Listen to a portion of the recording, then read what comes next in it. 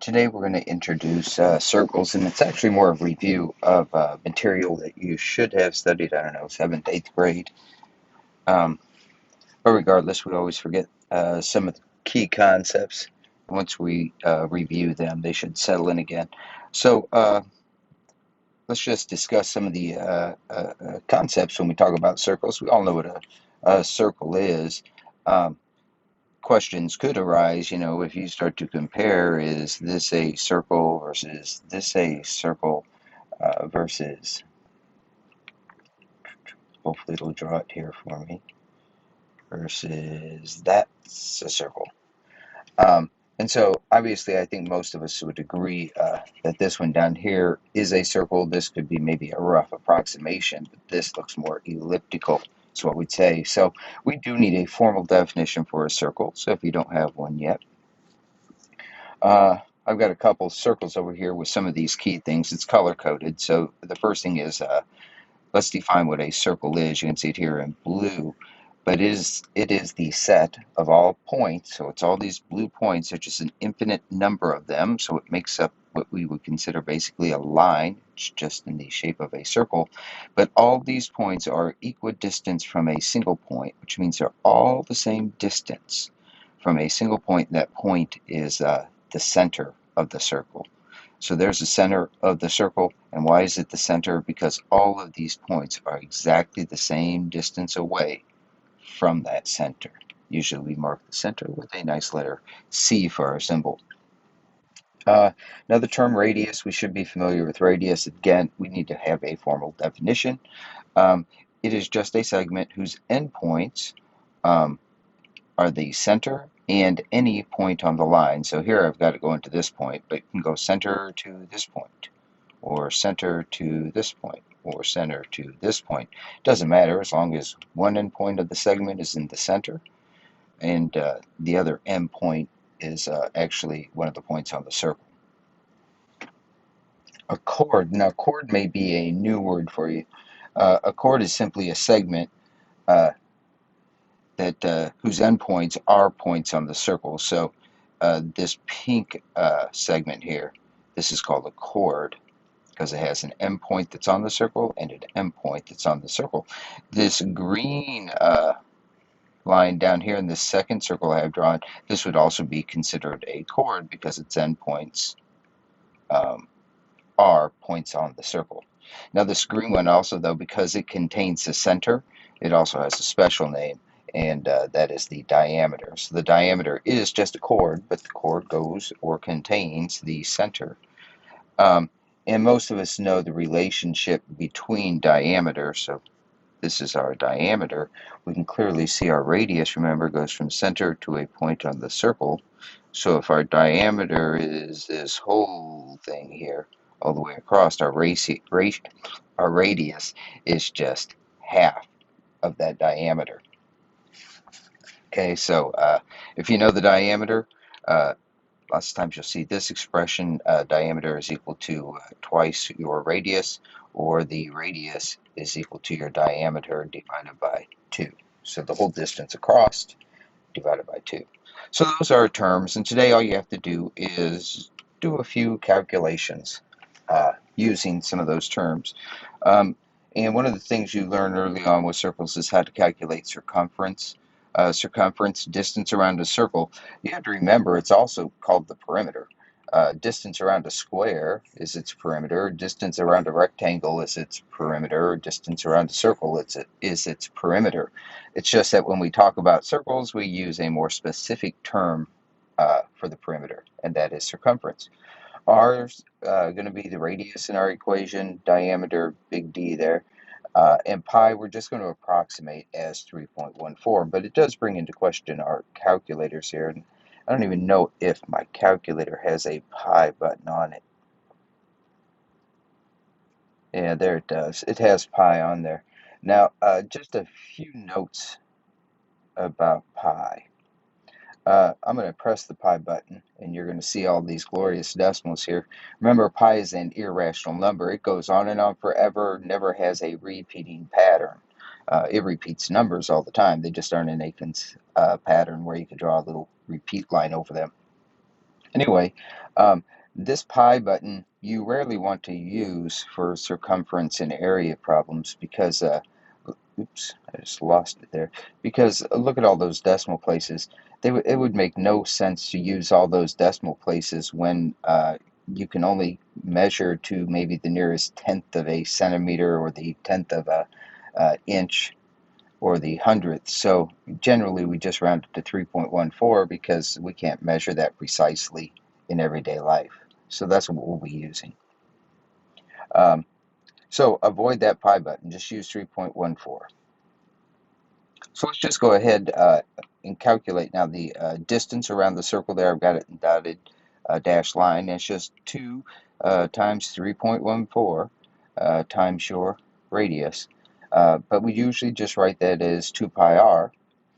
Remember, I just said though recently that diameter was 2 pi, or 2 times your radius, and therefore this 2 and this r can be substituted out, and so you also could use pi times diameter.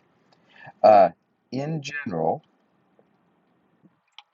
uh, even though it seems a little bit longer, most books will give you 2 pi r rather than pi d, and there is a reason for that, and it has something to do with the area, which we'll discuss next. But first, let's go ahead now. Since it's 2 times pi times r, you can see we just write it 2 pi r in most cases. So let's calculate the circumference of the recycle logo here. So you can see they're trying to demonstrate the radius. They don't have to draw the radius inside the circle. That measures essentially what we would think of as halfway across the circle. And it is halfway across the circle through the center.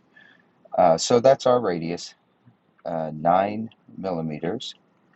We're looking for circumference here. Circumference is 2 pi r. So it's just going to be 2 times 3.14. Whenever I substitute, I use parentheses. Now you don't put the mm in there. The mm, if you're not aware, stands for millimeters. So this is 9 millimeters for a distance or for a radius. 9 millimeters, it's about, I don't know, it's less than half an inch. Um, so let's get out our calculator now and let's just calculate this.